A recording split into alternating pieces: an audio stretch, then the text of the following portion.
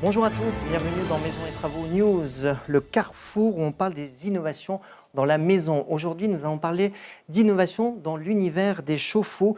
Oui, il y en a. Je reçois Olivier Cocheteux. Bonjour. Bonjour. Vous êtes le président de Twido. Alors, on présente Twido comme la start-up qui révolutionne le chauffe-eau ou qui réinvente l'eau chaude. Qu'est-ce qui vous a pris de chatouiller les grands fabricants de chauffe-eau ?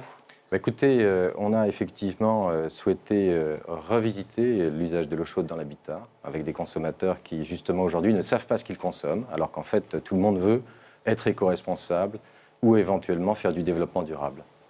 Comment ça se fait ? Parce qu'on n'arrête pas de parler du prix de l'eau au quotidien, ça coûte cher, elle augmente, etc. Et on ne sait pas gérer l'eau au quotidien. Je pense que, pour ne pas se le cacher, il y a sûrement un certain nombre de lobbies qui ont bien travaillé pendant un certain nombre d'années et qui ont fait en sorte que, justement, on ne se pose pas de bonnes questions sur l'usage et de l'eau et ou de l'énergie sur ce sujet-là.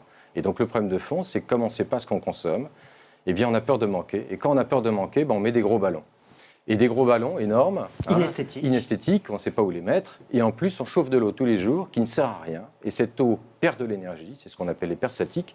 Et ça représente des kilowattheures tous les jours dans pas mal de foyers en France. Et en sachant qu'il y en a quand même près de 30 millions passés, donc ça fait de suite des éléments qui sont assez importants. Déjà, à quoi ressemble ce chauffe-eau ? On voit quelques images, donc il est grand, il y a plusieurs dimensions, il y a plusieurs cuves. On a 5 modèles, effectivement, en fonction des types de besoins de l'habitat, donc avec des volumes, bien sûr, différents au maximum, avec 3 ou 4 cuves en fonction des types et des modèles, avec effectivement une intégration plus ou moins différente. Mais alors, quelle est la capacité ? Ça va de combien à combien ? Eh bien, j'aurais tendance à dire, on va effectivement distribuer de 120 à peu près à 320 litres, mais avec des temps de chauffe qui sont très rapides. On a des temps de chauffe qui vont être entre moins d'1 heure à moins de 2 heures en fonction des types et des modèles. Voilà. Mais aujourd'hui, on est dans des familles recomposées, il y a plein de monde, avec 10 personnes, c'est possible ? Oui, parce que quelque part, on a des temps de chauffe qui sont très rapides et globalement, sauf dans les stades de foot, tout le monde va à la douche en même temps. Donc on a dans une famille, effectivement, même si on a plusieurs personnes, eh bien, des passages et des besoins qui vont être différents. Donc nous, on a une intelligence qui va permettre de programmer avec une interface qui s'appelle mytwido.com, puisque c'est une machine connectée, Twido 1, donc qui va permettre aux consommateurs eh bien, de dire, par exemple, moi, j'ai un besoin de 60 litres à 6 heures du matin, parce qu'il l'a constaté, il l'a compris. J'ai besoin de 40 litres à midi, j'en ai besoin de 70 à 18 heures. J'ai les petits-enfants qui viennent, pourquoi pas le mercredi après-midi, bien, je vais mettre en route 200 litres à 16 heures. Je vais organiser la vie de la famille. Mais on ne peut pas toujours programmer ? Alors, c'est pour ça qu'il y a des exceptions. On va appeler ça des exceptions. Le problème, c'est qu'aujourd'hui, justement, les infrastructures sont organisées par rapport aux exceptions tous les jours. C'est-à-dire que quelque part, c'est comme si on était 10 à Noël tous les jours dans la maison, alors qu'en fait, très peu souvent, c'est le cas. Et donc, on va, à travers des alertes, à travers des modes boosters, on va organiser des besoins de chauffe complémentaires à un instant T. Voilà. Alors, une autre innovation, c'est que, vous l'avez dit un petit peu tout à l'heure, c'est qu'on peut chauffer donc, ces cuves de l'extérieur. C'est ça. C'est-à-dire ?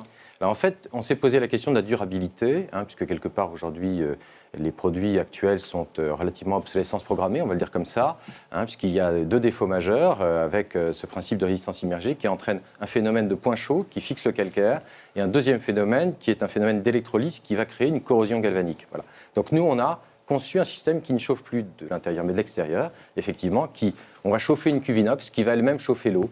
Et donc on élimine ces 2 contraintes. Et donc l'intérêt, c'est que nos cuves, elles vont être à durée de vie très importante, 30, 40, 50 ans. Nous, on les garantit 15 ans déjà, ce qui est très important par rapport au marché actuel.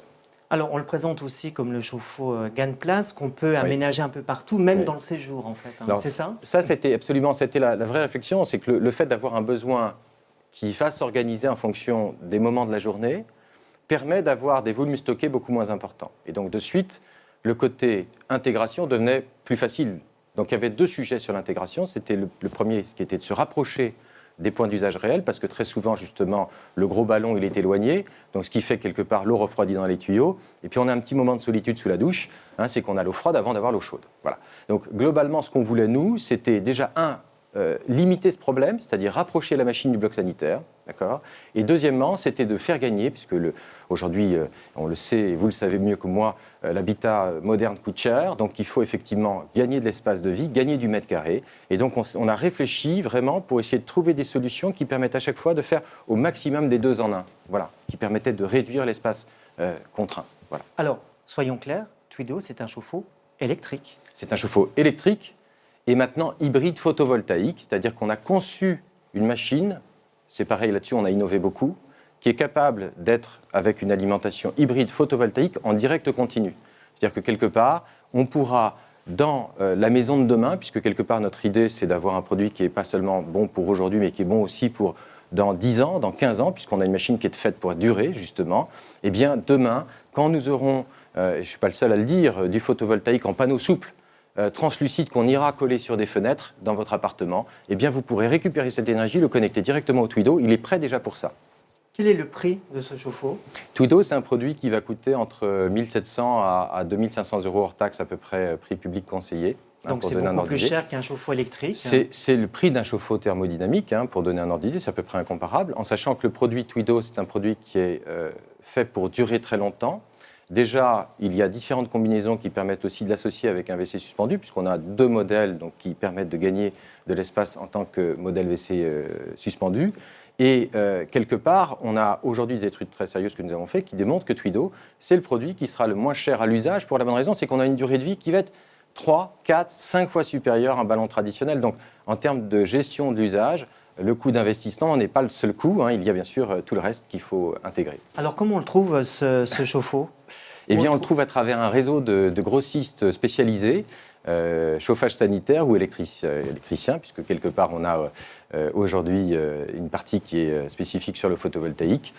Donc, on trouve ça dans les réseaux de distribution spécialisés.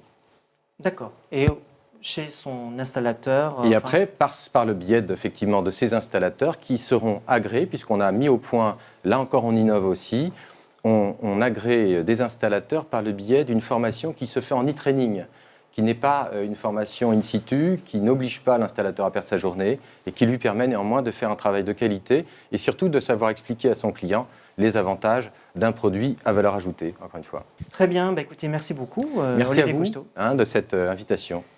Voilà, et je serai complet quand j'aurai présenté la nouvelle formule de Maisons et Travaux disponible en kiosque depuis le 2 juillet. Plus clair, plus de conseils, plus d'idées.